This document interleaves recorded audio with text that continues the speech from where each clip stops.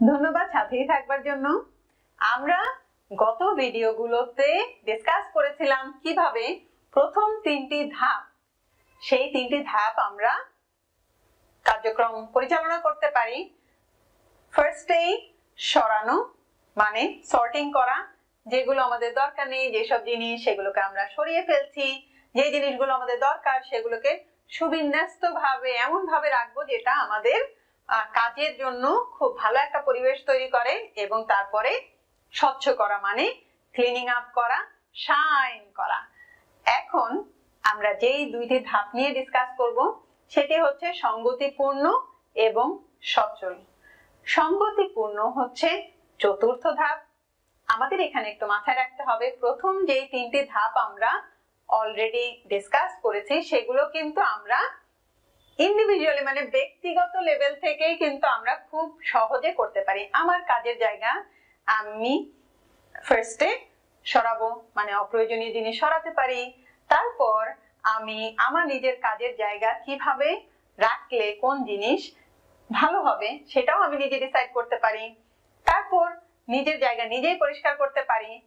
কিন্তু সঙ্গতিপূর্ণ করাটা কিন্তু আমার একার হাতে না, বিকজ আমি যেভাবে আমার নিজের জায়গা ক্লিন করছি, আরেকজন আরেকভাবে করছে।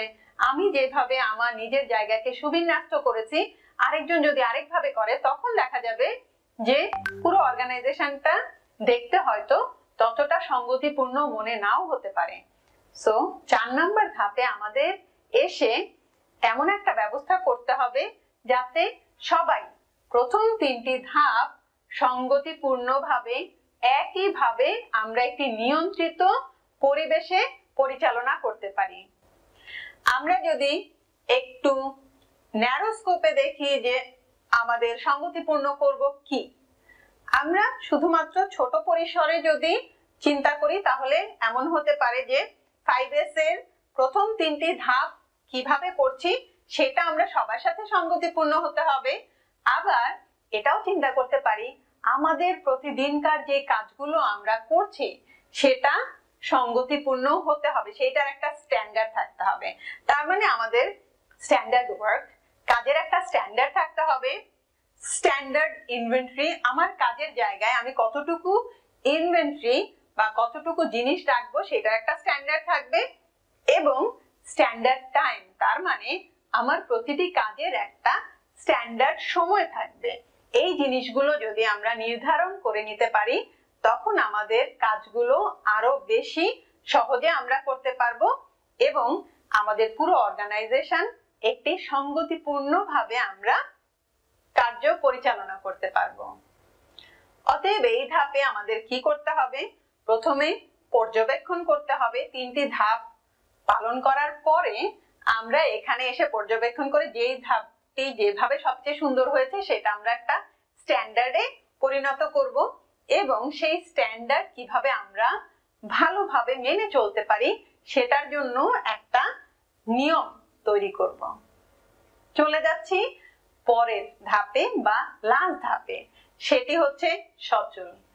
আমরা এই যে কাজ করছি সেটা যাতে সব সময়, মানে 5S এর কার্যক্রম যাতে আমরা সব সময় সচল রাখতে পারি, সেটা তো আর সব সময় দেখা যাবে আমি হয়তো 3 দিন খুব ভালোভাবে করলাম, চতুর্থ দিন মনে হচ্ছে না আমার তো আজকে শাইন করা বা স্ট্যান্ডার্ডাইজ। কারণ আমরা কিন্তু সব সময় নিজের জায়গা নিজেই বিশৃঙ্খল করছি। একটু আগেও বলেছিলাম আমরা সবাই মিলে বিশৃঙ্খলতা তৈরি করি। অতএব সবারই শৃঙ্খলতা অথবা আমাদের নিজেদের একটা অভ্যাস তৈরি করতে হবে যাতে আমরা সুন্দর পরিপাটি সবসময় থাকি এবং আমাদের কাজ যাতে প্রোডাক্টিভ হয়, এফিশিয়েন্ট হয়। সেটার জন্য সচল রাখতে গেলে সাধারণত যা আমরা করে থাকি, যেটা অর্গানাইজেশন থেকে হয়, সেটা হচ্ছে নিয়মিত অডিট করা। একটা অর্গানাইজেশনে জোন থাকে, সেই জোনগুলো কে ভালো করছে কে খারাপ করছে তার উপর বেস করে আমরা বেস্ট কোন টিম করেছে বা কোন জোন করেছে তার একটা প্রতিযোগিতামূলক একটা পরিবেশ তৈরি করা। পাশাপাশি যেটা করতে হয়, সবাই যেন সমান আগ্রহ নিয়ে আমাদের 5S কার্যক্রমে অংশগ্রহণ করে, সেটার জন্য রিওয়ার্ড রিকগনিশনেরও ব্যবস্থা করা সেটা সচল, এই ধাপের কাজ। আমরা মোটামুটি 5টি ধাপ সম্বন্ধেই বলেছি। আমি কিছু উদাহরণ পরের ভিডিওতে দিব, যেন আমরা ঠিকভাবে আমাদের 5 বা 5S এর কার্যক্রম নিজেরা শুরু করতে